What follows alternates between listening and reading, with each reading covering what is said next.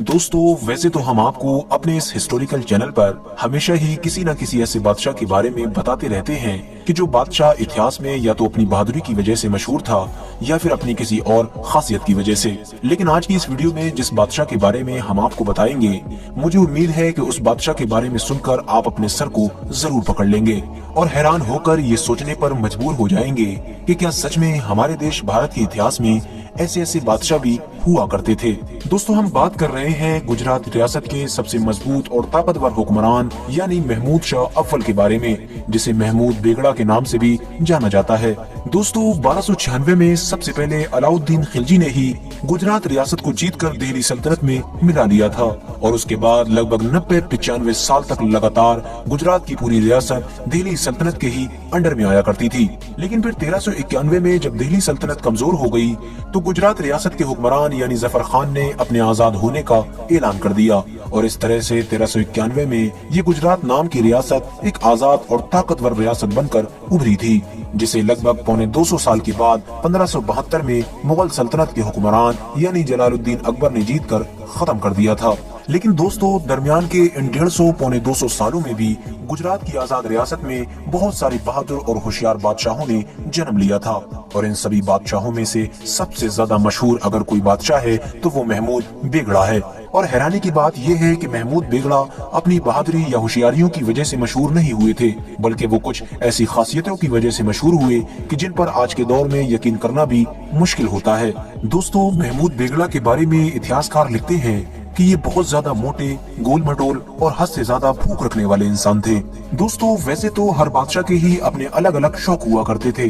इतिहास का कोई बादशाह शराब का शौकीन था तो वहीं दूसरी तरफ कोई नाच गाने का। यहाँ तक कि कोई बादशाह तो ऐसे भी मिलते हैं कि जो बिला वजह इंसानों को मारने के भी शौकीन हुआ करते थे। लेकिन गुजरात रियासत के मशहूर बादशाह महमूद बेगड़ा का शौक तो अजीब ही निराला था।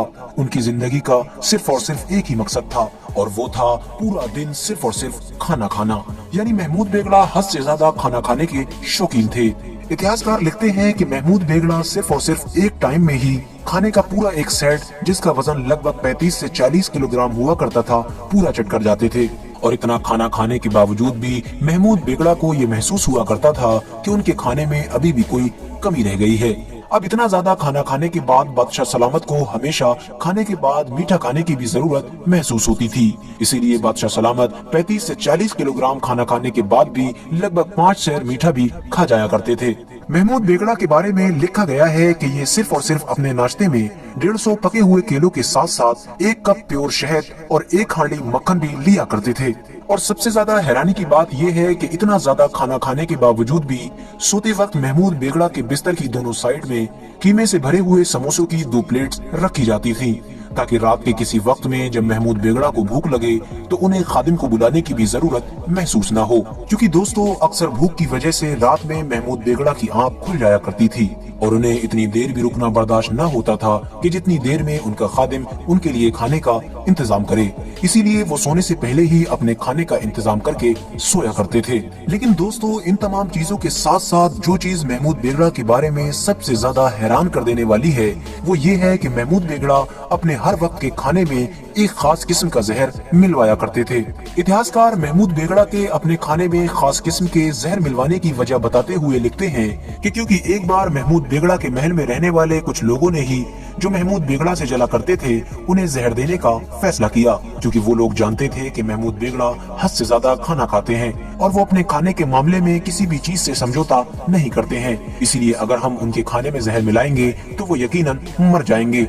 लेकिन दोस्तों, हुआ ये कि महमूद बेगड़ा के हकीम न सिर्फ अपने बादशाह सलामत को इस जहर से बचाने में कामयाब हो गए, बल्कि उन्होंने इस जहर का हमेशा हमेशा के लिए एक तोड़ भी ढूंढ लिया। और वो तोड़ ये था कि वो महमूद बेगड़ा के हर वक्त के खाने में उसी किस्म के जहर को मिलाने लगे जिस किस्म का जहर उन्हें उनके दुश्मनों की तरफ से दिया गया था। इससे महमूद बेगड़ा के जिस्म में जहर से लड़ने की ताकत बढ़ती चली गई और हर तरह के जहर ने उनके ऊपर असर करना बंद कर दिया।